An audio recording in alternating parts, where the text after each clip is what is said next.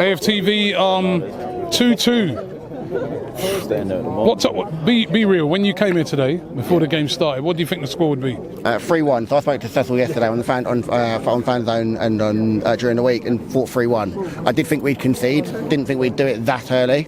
I don't think anyone did. This team concedes goals early, man. Those early goals. There is obviously, we've seen that build up down the left hand side that we've been caught with a couple of times. This one today was just a kind of a sloppy back pass, a bit of a complacent back pass, and then you have those moments where you're then just looking at the game, just going, look, we need to get back into this. I've listened to a lot of what people have said today, and I think we just need to calm it a little bit. Like, I get where people are coming from. I absolutely understand it. This clamour to kind of get Gabriel back in, I understand, but it relies on Zinchenko being fit and available. And if Zinchenko's not fit and available because he hasn't had a pre-season, it does kind of affect Gabriel's ability to play in this side. If Zinchenko's playing in this side, I don't think you see Partey at right back because you have Zinchenko. Why send Tierney out on loan? Because Tierney can't do it either. Tierney, I like Tierney. Yeah, like I said, the way that kind of but I think what we've kind of seen from me in the last three windows is that the quality of this side has just bypassed. I think Zinchenko. What do you think Tierney would have done more than Nketiah today on that left-hand side? I never saw one cross come in. Yeah. I never saw him go past a man once, and I'm not blaming him. It's not in his game, but don't you think? I don't think it is. I think fundamentally, the left side is a little bit lopsided, and I think Zinchenko, like our left side was so well gelled and so well oiled, and we saw that it brought out the best in Granit Xhaka. I know people have been on Kai Havertz today. I think if Kai Havertz plays in that left 8 role with Zinchenko inverting, I think you see a very, very, very different player.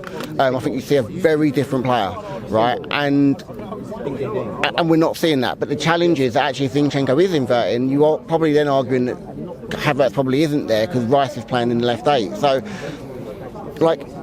there are so many things to factor in, and I think we just kind of need to remember, like you said, we're 3 games into the league, we're undefeated, we went 1-0 down, and again, last season, a couple of seasons ago, we probably go and concede a second or a third, and it becomes really toxic.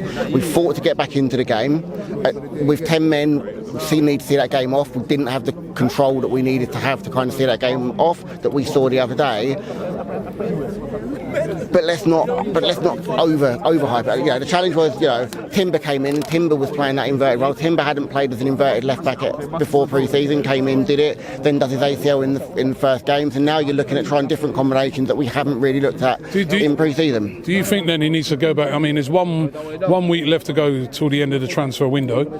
Do you think he needs to go back into the transfer window then and maybe make a signing in that position? Because you said if Zinchenko weren't there, well, Zinchenko, his injury record hasn't been great since he's come here, so we'll be having this problem over and over again. I think we need one more in that position, and I think ideally we need cover for Saka. And then I think numbers-wise, I think we're generally there. I thought Fabio Vieira was absolutely superb today, and if we can start to see that over the course of the season, that really helps. Nketiah was, I thought, absolutely superb, and needs to be really, for me, in the reckoning for an international call-up. For me, on his form this season. There's been talk of that, isn't it? That he could get a call-up for England. Honestly, I don't see why he wouldn't. Honestly, with no Ivan Toney, is Ollie Watkins performing at that level? Is Callum Wilson performing at that level? Harry Kane's the first one in. Rashford's probably the one behind that. But Nketiah, absolutely, for me, on what he's done, absolutely. Yes, he's missed a couple of chances. I absolutely get that. And the one that he missed at Palace the other week, as a centre forward, he's going to be looking at himself hanging his.